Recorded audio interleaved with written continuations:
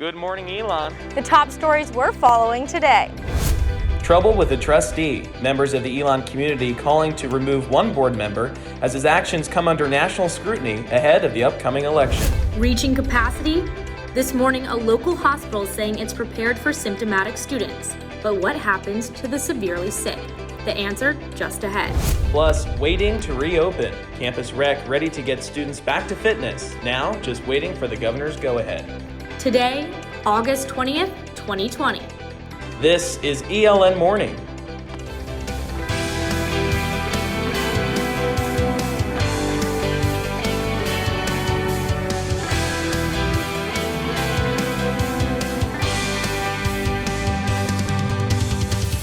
Good morning, and thanks for joining us for the first ELN morning of the fall semester. I'm Amanda Gibson. And I'm Baylor Rodman. We're excited to be back to give you the news this morning, so let's get right to it. Elon students and alumni are calling for the removal of Board of Trustee member Louis DeJoy. It's because of his actions as the current Postmaster General of the U.S. Postal Service. It comes as critics blame him for hindering the agency's ability to assist with mail-in voting. But DeJoy says he's now suspending changes to the Postal Service until after the 2020 election. But for some alumni, including Bethany Ely, the announcement is still not enough. She's writing a letter to University President Connie Book demanding his removal. It's President Book's job to listen to alumni and to take critical feedback that could potentially help make the university better. Ely says her request for DeJoy's removal is not because of his financial support of both President Donald Trump and the Republican Party.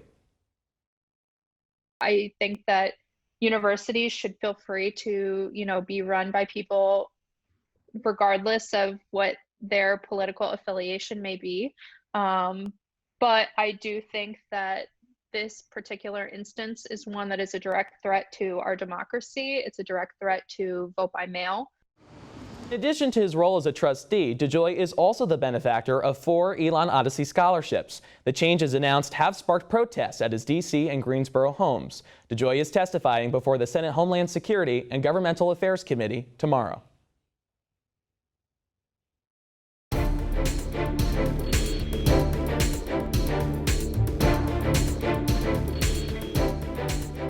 The number of cases on Elon's campus are slowly starting to rise. The latest numbers show another student has tested positive for the virus, bringing the total number of cases since late May to 12. As of this morning, there are an additional 6 people currently in quarantine. And beyond our bubble, Alamance County saw 17 new cases Wednesday, contributing to the 1,153 total new cases reported in North Carolina. The number of newly reported cases, though, does continue to trend downward. For the latest numbers anytime and all the time, visit elonnewsnetwork.com/coronavirus. And contact tracing will play a critical role in containing the spread of the virus. But as our Isabella Seaman reports, even if the person sitting next to you in class tests positive for the virus, you may never be notified. Elon University says they'll alert you if you've been in close contact with someone who tested positive for COVID-19. But Professor of Public Health Stephanie Baker says it will be hard to track the virus. And whatever we can do to try to at least alert people that they've been exposed. But I think one of the challenges is also acknowledging kind of the trajectory of the virus and how it spreads. Contacts with a positive case are separated into 2 groups: close and expanded contacts.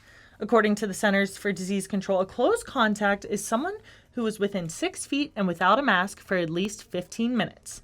Dean of Students Janelyn Patterson says the expanded contact group is only notified when there is an increased risk of virus spread.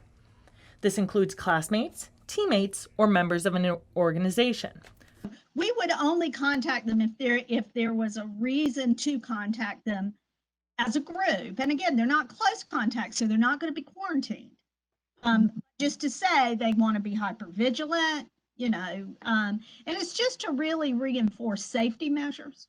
When a student is positive, their professors will be emailed. However, they will not be told who it is. Baker says as a professor, she hopes students will be transparent about both their health and recent interactions. So yeah, I would appreciate if somebody in my class would disclose, because then that is going to help everybody in my class make the best decision that they can make for themselves. Isabella Seaman, ELN Morning. If you're listed as a close contact, you should get a call from the Alamance County Health Department. You'll be instructed to quarantine until you test negative. The Reading Resilient Committee has implemented a new COVID-19 alert system. The university is weighing the new system heavily on the coronavirus status on campus, but also taking account its effect on the community. Take a look at the 4 levels. Level 1 is referred to as new normal. This is where the university is at right now. To stay here, there must consistently be less than 10 coronavirus cases at Elon in a given week. Let's go to level 2. It's known as the moderate alert level. This is when university cases increase up to 20 in 1 week. The key change here is remote instruction will increase, there will be limits on campus gatherings, and they will expand surveillance, testing, and contact tracing. If university cases are up to 30 in a given week, then level 3, known as high alert, will be adapted. Public health officials will be brought into the campus conversation daily, remote learning expands, and dining services become grab and go. Very high alert, or level 4, will be implemented if campus cases are steady at 30 or higher. With this, classes and campus activities are moved online for at least 2 weeks, access to buildings are restricted to essential personnel, and the university's emergency operation systems will activate.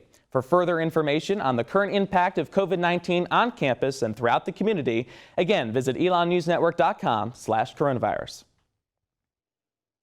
The company that oversees Alamance Regional Medical Center is saying they're not worried for Elon students who need to be hospitalized for COVID-19. Our Maeve Ashbrook has more on the number of hospital beds and where they actually are.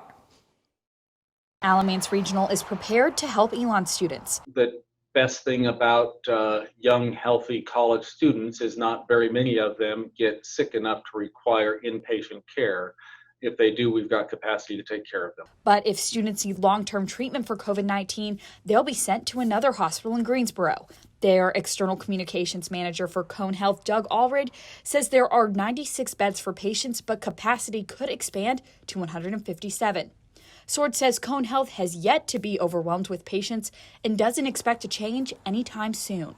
I do think that we can participate in a lot of normal activities as long as we continue to use the right precautions. And while Sword says he worries about Elon students spreading the coronavirus to community members outside the school, he's just as worried about county residents doing the same. Just because you, as a young college healthy student, I hope, aren't going to get sick doesn't mean that you don't have a community obligation. Maeve Ashbrook, ELN Morning. University spokesman Owen Covington says if a student has their own car, they should drive themselves to the hospital if able. If not, he says the university will work with them. She's balancing being a student and a mother, and now she'll be taking classes remotely. We have the number of students online straight ahead. It is going to be a hot and humid weekend. Find out more after the break.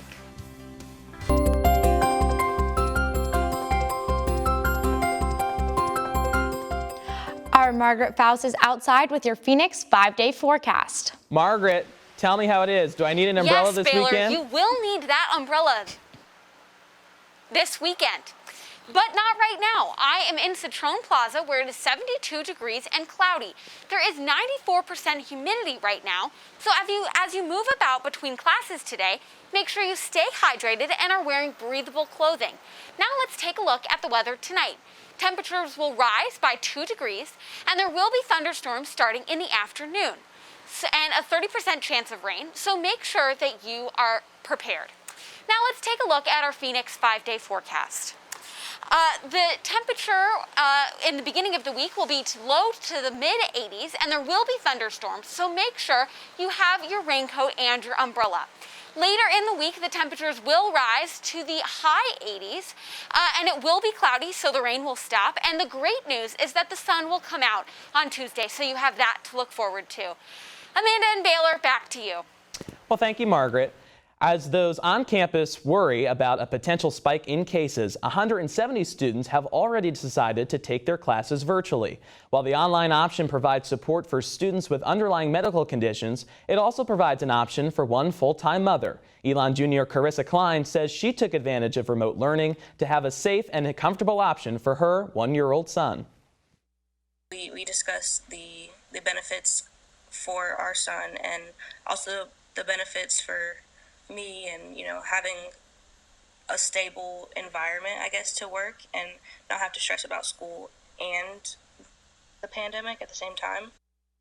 Klein says she will use the extra time with her son to help facilitate his early development. And students are used to free access to a gym on campus, but now it's not open. Hear from the director of Campus Rec and a student who is paying for a gym off campus coming up.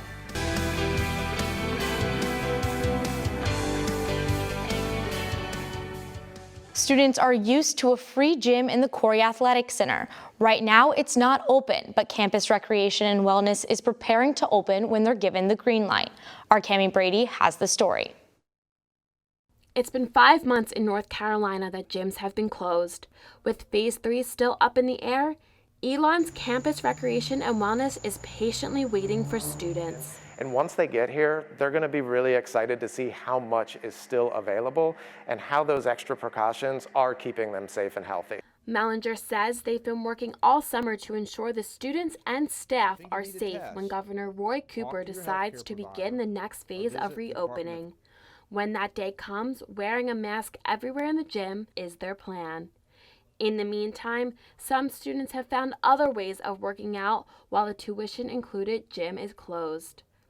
For Michael Leone's last year as an ELN student, he decided to join CrossFit. I love it. It's really hard. You gotta check your ego at the door, but I hope to stay with it. Despite being closed for months, Mellinger is optimistic the way the ELN community adapts. We lift each other up, and like I mentioned in a previous answer, that people have been creative, which I think helps you to learn new things, but it inspires people. Cammie Brady, ELN Morning. For now, Campus Rec will continue to offer Group X classes outdoors and virtually. To read more about the gym's reopening plans, Mellinger says to keep an eye on Campus Recreation's website. And before we go this morning, next week, we take a look at race here at ELN. We'll hear from several voices, including ELN University President Connie Book, who believes there is systemic bias at ELN and across higher education. Here's a preview of Book discussing race during a recent interview with ELN. We've all paused and said, are we really doing all that we can do in this moment? And I think, Jack, that there is bias in our process, right? And I think that's really hard to weed out.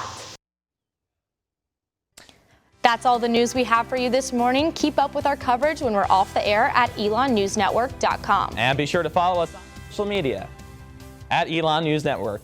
Have a great day, ELN.